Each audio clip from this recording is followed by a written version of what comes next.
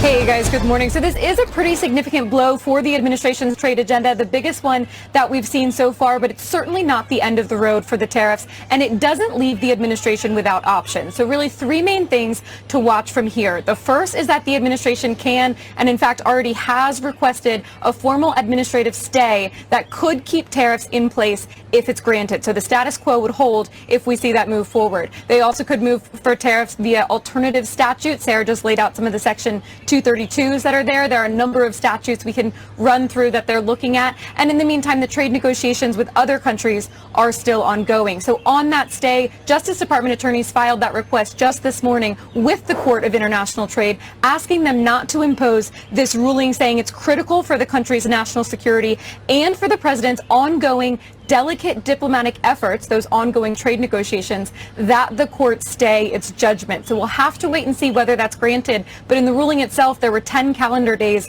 for the administration to pause the collection of these tariffs. So if we see the stay before that, then the status quo holds. Now, as for the alternative statutes, take a look here just at the Section 232 investigations that are ongoing. A lot of these are written really broadly and could impact a huge amount of trade. Copper and lumber were the first launched. Semiconductors could impact any downstream products that contain chips. Same with the processed critical minerals. That's written in a way that they could impose tariffs on anything that includes critical minerals as well. So just a way there that the president could impose further tariffs for national security reasons that are much more likely to stay in place. There are a number of statutes out there. The only other one I'd mention is known as Section 122. It's more about balance of payments and specifically about the trade deficit, since that's what the president is most worried about. This court ruling last night even points to Section 122, says that might be the more appropriate path. That could be something we see the administration lean on in the short term, even while this appeals process is ongoing. And then finally, guys, we've heard from some administration officials this morning on other networks. Kevin Hassett,